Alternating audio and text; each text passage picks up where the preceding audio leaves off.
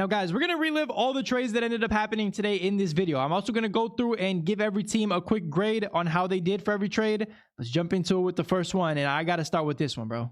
Look, man, honestly, I have no words, bro. Luka to the Lakers. Everyone knows it already. The whole world knows it. This is the craziest trade in NBA history. Guys, this ended up being a 3-team deal with the Utah Jazz. What they got is irrelevant. They got 2 second-round picks. I'm not even going to talk about that at all. We're going to talk about the Lakers, who ended up obviously getting Luka Doncic. I don't know how. This had to be corruption. It had to be something, bro. This was not a regular trade. Adam Silver has his fingerprints all over this one. But yeah, the Lakers ended up getting Luka, Maxi Kleber, and Markieff Morris right away. A+++. I don't know what to say, bro. This is the greatest trade I have ever seen a team make. They literally got a 25-year-old NBA superstar for a bag of chips. Now, guys, let me give the Mavericks a chance. What did they get in return? Anthony Davis, Max Christie, and 1 first-round pick. In an NBA league where Mikal Bridges fetched 4+ first-round picks, I think maybe even 5 if I'm not mistaken, we're getting 1 first-round pick for Luka Doncic. And I mean, it's only fair I give them an F-. This is like the worst trade in NBA history. I don't know what Nico Harrison is doing. They could win a championship, and this trade still wouldn't pay off. Listen, guys, you can't convince me that Nico Harrison was, fully sane while making this trade. I mean, this had to be something else, bro. I don't know what is wrong with that guy. He must have a personal vendetta against Luka. I want to know what Luka did to that guy, bro, because this is crazy.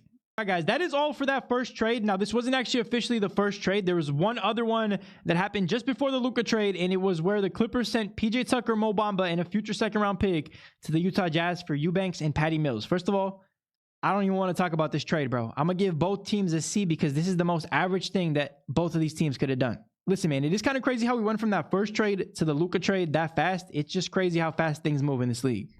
Now, guys, this trade happened the same day as the Luka trade, so it just didn't hit the same, but I feel like the Spurs really got a steal right here. They literally finessed De'Aaron Fox for basically a bag of chips. They didn't give away anybody really that crazy. Stephen Castle stayed. The main players that are on the Spurs stayed on the Spurs. They gave away a few pieces that, honestly, they could afford to lose. Boys, you're going to see this trade on the screen right now. I'm going to be honest. I got to give the Spurs an A+. I got to give them an A+. They paired Wemby up with a very, very good point guard. He just played his first game with the Spurs yesterday, I think it was. He had 13 assists and 24 points. Honestly, a crazy debut. The team is going to look dangerous in a few years. I feel like it's a good stepping stone to get that second star beside Wemby. So I got to give an A+ to the Spurs for that. Guys, the Kings side of things, I mean, they got Zach LaVine, which I'm not really too moved by. They got Sissoko, who I'm also not too moved by, and he's also off the team. He got rerouted 2 other times. He's a solid player, but I think he's on the waiver wire right now, which is crazy. They got 3 first-round picks and 3 second-round picks. Now, I mean, they were going to lose De'Aaron Fox anyway, so at the end of the day, yes, they did get something in return for him. I'm glad they got 3 first-round picks, but at the end of the day, man, the return just needs to be better. For De'Aaron Fox, you got to get more than this. Listen, at minimum, they should have got Stephon Castle, bro. Somehow, some way, they should have got that man. He's looking really good so far in his rookie year. If they could have got him, I would have been happy with this trade. So for the Kings, I'm going to give them a B-. Honestly, bro, it's not, groundbreaking, but they did coop together some, draft picks, which is pretty important for the future. Guys, the Bulls, I got to give them a C-. I'm only giving them a C- and not a D- because they got their own pick back. But, I mean, it's just kind of nasty, bro. You basically gave away LaVine for a bag of chips. And I'm pretty sure they actually threw in some picks in there, too. So, honestly, bro, not a good trade for them at all. I don't know what they're doing over there in Chicago. I mean, that GM over there is just as bad as the Mavs one.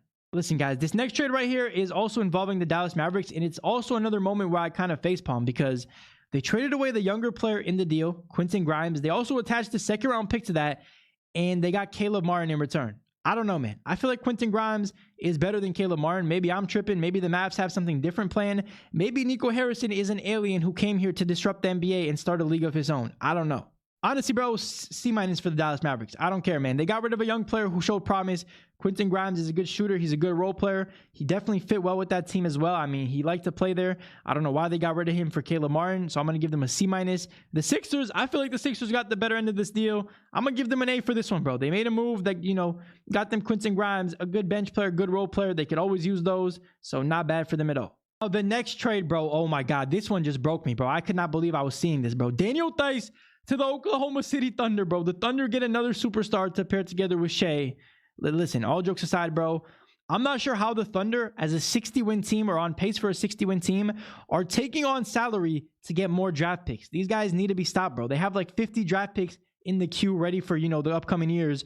And they're just, adding more. They're just adding more by taking on guys who they're eventually going to waive or just, let go to waste. They're basically just, taking on expiring contracts for draft picks. And they're still doing this as a 60-win team. You don't see this normally. I mean, I don't know what their GM is cooking, but he's about to draft every player in the next draft. Guys, I got to give the Thunder a B for this trade. I mean, they're just adding more draft picks for expiring contracts. You can't go wrong with that. And the Pelicans, I mean, I'm going to just give them no rating because they pretty much did nothing here. All right, guys, the next trade is this one right here, man. The Rockets get Jaden Springer in exchange for a second-round pick. Honestly, bro, I think this is good business by the Rockets. They get a player that has potential. At the end of the day, he's young. We haven't seen too much of him on the Celtics. He doesn't have a chance to really play many minutes over there. So he's going to get a lot more minutes in Houston, although, they are pretty stacked at that position as well. The Rockets are just stacked. Their rotation is kind of, tight. They're not going to really change things up too much.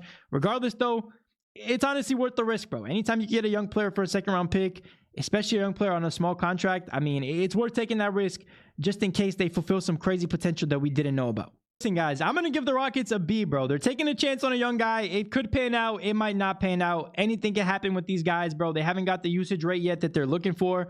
Honestly, bro, is he going to work out? There's no guarantee, but it's worth the risk, so I got to give them a B for that. And the Celtics, I mean, they weren't doing anything with Jaden Springer anyway. He's not going to play many minutes. That, roster is pretty much set exactly how it's going to be for the rest of the year, so I'm going to just give them a quick little C. Listen, man, this next trade right here, I don't know. It doesn't make much sense to me. They got Valanciunas, the Sacramento Kings did, in exchange for Sissoko and 2 second-round picks. I'm going to be completely honest. This doesn't move me at all. They have Sabonis already. I am kind of happy to see, DeMar and Jonas reunited. I like Jonas as a player. I feel like they didn't pay much for him. I mean, they only gave up 2 second-round picks and Sissoko, who they probably were going to get rid of anyway. So not too bad there. The Wizards kind of, dumped the salary onto the Kings. It is what it is. The Kings didn't get much better with this move, but I'm going to still give them a B- for just building up a nice, fun team to watch. Now, guys, this next trade was another one of the bigger blockbuster trades that we actually saw. Kyle Kuzma heading to the Milwaukee Bucks in exchange for Chris Middleton and AJ Johnson, as well as a pick swap, which doesn't matter too much. Also, Patrick Baldwin Jr. was in the deal. You guys can see the details on the screen. Hey, listen, bro, I'm going to be completely honest. I don't know. In my opinion, I think this is bad for the Bucks. A lot of people might disagree with me on that one, but I feel like Kuzma, I mean, he's a younger player. Obviously, Middleton is a little bit older. I feel like I would rather still keep Middleton, bro. This guy, even last year in the playoffs, was averaging like 22 a game.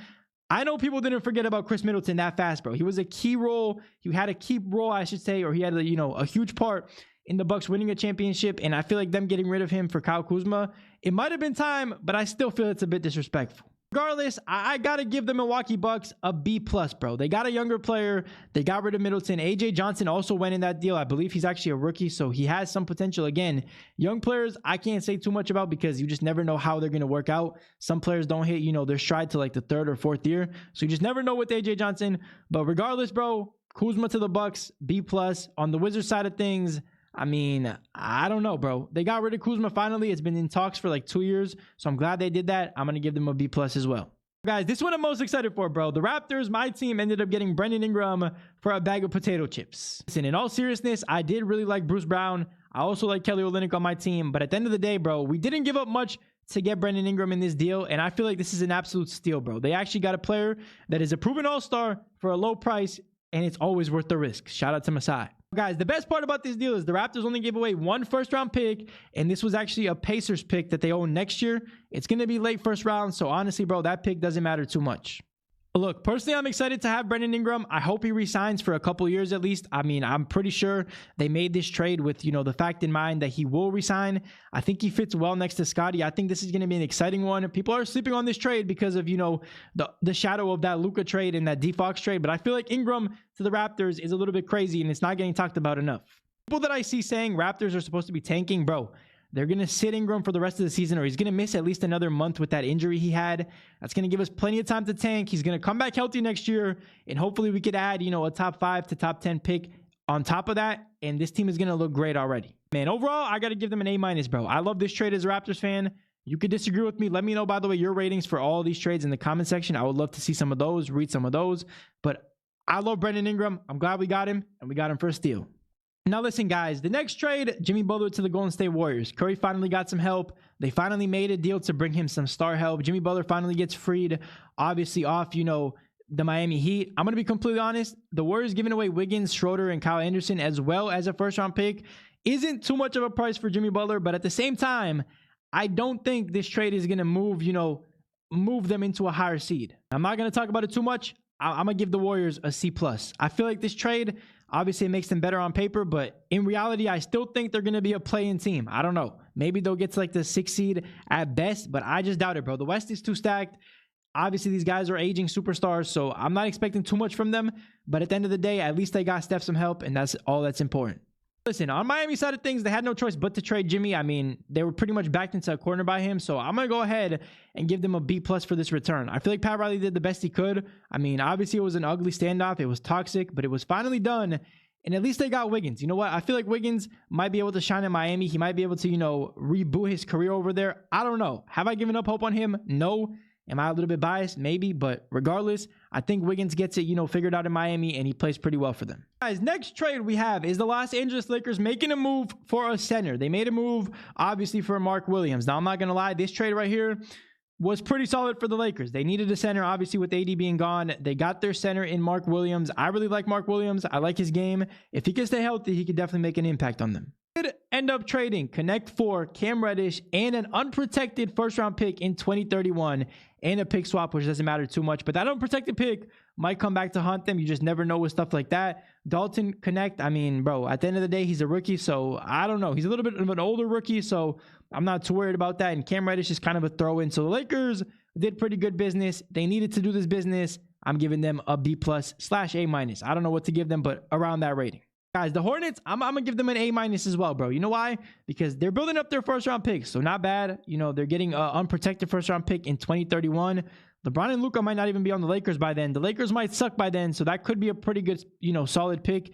And they get a rookie and Connect, so honestly, not a bad trade. Listen, this trade right here, boys, I'm not too moved by it, bro. Nurkic to the Hornets in return for Cody Martin, Mitchich in a 2026 second-round pick. The Suns also attach a first-round pick to this deal to get rid of that Nurkic salary. I mean, they're opening up more space for a potential future move.